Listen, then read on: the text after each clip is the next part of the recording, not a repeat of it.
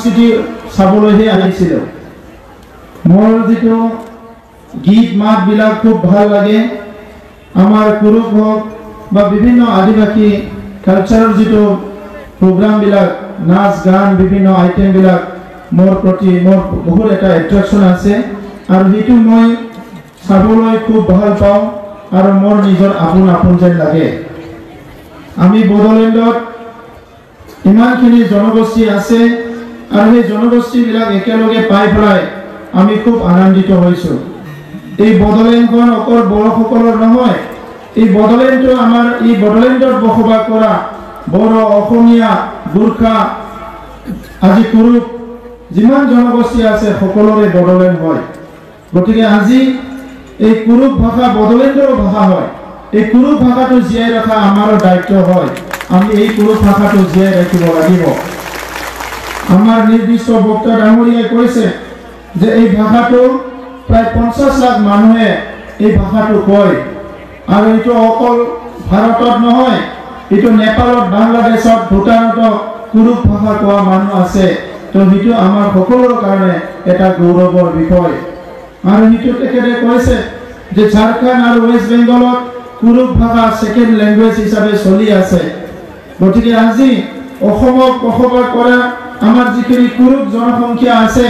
যিসকলে আজি কুৰুক ভাষা কৈ আছে যি ওৰাওসকল আছে এই ওৰাওসকলে যিসকল বড়োলেণ্ডত আজি জীয়াই আছে আপোনালোকৰ ভাষা সংস্কৃতি ৰক্ষণাবেক্ষণ দিয়াৰ কাৰণে বড়োলেণ্ড চৰকাৰে সদায় কাম কৰি যাম আগৰ চৰকাৰে কি কৰিছিলে কৰা নাছিলে মই নাজানো কিন্তু আমাৰ চৰকাৰ নতুন চৰকাৰ যেটো আইছে বড়োলেণ্ডত ইউপিপিএল বিজেপিৰ যি চৰকাৰ এই চৰকাৰৰ সময়ত আপোনালোকৰ ভাষা সংস্কৃতি উন্নয়নৰ কাৰণে যিমান সহায় কৰিব লাগে আমি কৰিম বুলি আপোনালোকক মই বিশ্বাস দিছো মাতৃভাষা বিশ্বৰ সবচেয়ে শ্ৰেষ্ঠ ভাষা আৰু সেই কাৰণে ভাৰতত আজি যি এডুকেশনটো ফান্ডামেন্টাল ৰাইট হিচাপে ঘোষণা কৰা হ'ল মৌলিক অধিকাৰ হিচাপে আৰু ইয়াত কোৱা হৈছে এলিমেন্টাৰী লেভেলত সকলো নিজৰ মাতৃভাষাত এডুকেশনটো পাব লাগে শিক্ষাটো পাব লাগে গতিকে আজি আমাৰ ইয়াত যিখিনি বিদ্যালয় আছে চাহ বাগানতে হওক বা চাহ বাগানৰ বাহিৰতে হওক এই বিদ্যালয়বিলাকত আমাৰ কুৰুক ভাষাটো এমআইএল হিচাপে ইন্ট্ৰোডিউস কৰাৰ কাৰণে আমি যিমানখিনি সহায় কৰিব লাগে আপোনালোকক সহায় কৰিম আৰু কুৰুক সাহিত্য সভা ইয়াৰ উদ্যোগ ল'ব লাগিব আমাৰ ছাত্ৰ সংগঠনবিলাকে উদ্যোগ ল'ব লাগিব আমাৰ যিখিনি বুদ্ধিজীৱী আছে সকলো উদ্যোগ ল'ব লাগিব আমি বিশ্বৰ যি অঞ্চলতে জীয়াই নাথাকে কিয় হিতুৱে আমাৰ ঘৰ হয় হিতুৱে আমাৰ জায়গা হয় আৰু সেই কাৰণে আজি এই মাছবাৰত বা ওদালগুৰি জিলাৰ বিভিন্ন প্ৰান্তত যিখিনি আমাৰ কুৰুক ভাষা কোৱা মানুহ আছে বা আমাৰ ইফালে বাক্সা জিলাত আছে চিৰাং জিলাত আছে যতে নাথাকক কিয় বড়োলেণ্ডৰ অন্তৰ্গত যিখিনি পপুলেশ্যন আছে এইখিনি সহায় সহযোগ কৰাটো আমাৰ দায়িত্ব কেইদিনমান আগতে আমি কুৰুক সাহিত্য সভাৰ লগত আলোচনা চলিছিলে আৰু সেই সময়ত বীৰ বুধু ভগতৰ এটা ষ্টেচু আমি বিষ্ণুৰীত কোকৰাঝাৰ বিষ্ণুৰীত স্থাপন কৰাৰ কাৰণে ডিসিশন লোৱা হৈছে আৰু ইয়াত আমি চৰকাৰী হিচাপে এই ষ্টেচুটো আমি গঠন কৰি দিম ইয়াৰ লগতে প্ৰত্যেক বছৰতে আমি সাহিত্য সভা যি আছে আমাৰ কুৰুক সাহিত্য সভা কিতাপ পত্ৰ ছপা ৰিচাৰ্জ কৰা ষ্টাডি কৰা বিভিন্ন কামৰ কাৰণে বছৰত 5 লাখ কোটি টকা দিয়া ইতিমধ্যে আমি অনুদান আমাৰ পাছ কৰি থৈ দিছো গতিকে নেক্সট ফাইনেন্সিয়েল ইয়াৰৰ পৰা আপোনালোকে এই পইচাটো পাব আৰু ইয়াৰ লগতে কুৰুক ডেভেলপমেন্ট এটা সেল আমাৰ সাহিত্য সভা আৰু ছাত্ৰ সংগঠনৰ মানুহবিলাকে আমাক কৈছিলে নেতাবিলাকে আমাক কৈছিলে গতিকে আমাৰ বড়োলেণ্ড চৰকাৰে বিভিন্ন জাতি জনগোষ্ঠীৰ উন্নয়নৰ কাৰণে আমি বোৰ্ড গঠন কৰিবলৈ গৈ আছো আৰু সেই কাৰণে কুৰুক ডেভেলপমেন্ট সেলটো আমি গঠন কৰি দিম আমি বিচাৰো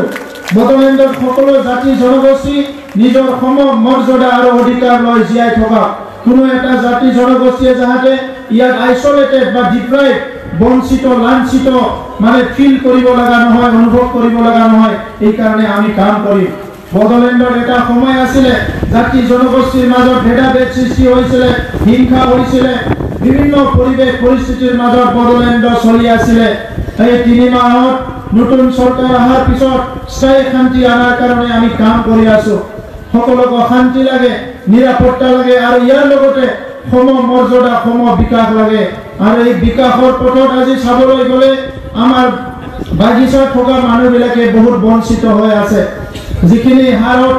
আজি হাজিৰা পায় এইটো একদম নগণ্য আৰু ইয়াৰ কাৰণে আমি চৰকাৰীভাৱে ভাৰত চৰকাৰ অসম চৰকাৰক আমি আমাৰ তৰফৰ পৰা আমি অফিচিয়েলি আপিল কৰিছো কি বাগানৰ যিটো মজুৰি সেইটো বাঢ়াব লাগে যিখিনি ফেচিলিটি আছে এইটো বাঢ়াব লাগে দৈনন্দিন জীৱনৰ স্কুল কলেজ বনাব লাগে স্কুলবিলাক প্ৰভিন্সিয়েলাইজ কৰিব লাগে মাষ্টৰ দিব লাগে সকলোৰে যাতে জীৱনৰ মানদণ্ডটো আগত যাব পাৰে ইয়াৰ কাৰণে কাম কৰিব লাগে অনাগত দিনত মই আপোনালোকক স্পষ্ট ভাষাৰে কথা দিছো কুৰুক জনগোষ্ঠী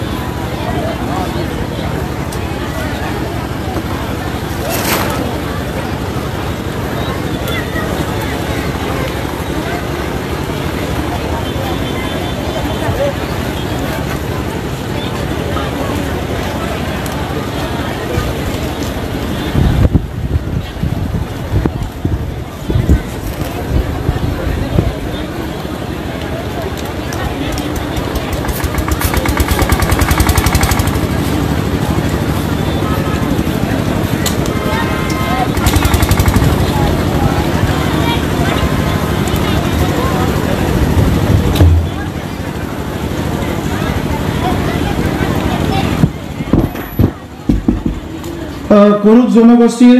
সকলো বিকাশ আৰু উন্নয়ন মই কামনা কৰি মই আপোনালোকক পুনৰ নমস্কাৰ জনাইছো আৰু মই দীঘলীয়া বক্তব্য ৰাখিবলৈ বিচৰা নাই অনাগত দিনত কুৰুক জনগোষ্ঠী সকলো দিশতে আগবাঢ়ি যাওক ছাত্ৰ ছাত্ৰীবিলাক ভাল শিক্ষা গ্ৰহণ কৰিবলৈ পৰা হওক আৰু সকলো দিশতে বিকাশ মই কামনা কৰি শান্তি সম্প্ৰীতি আৰু উন্নয়ন কামনা কৰি মই বৰ বক্তব্য সামৰিছো ধন্যবাদ জয় ধৰ্মেশ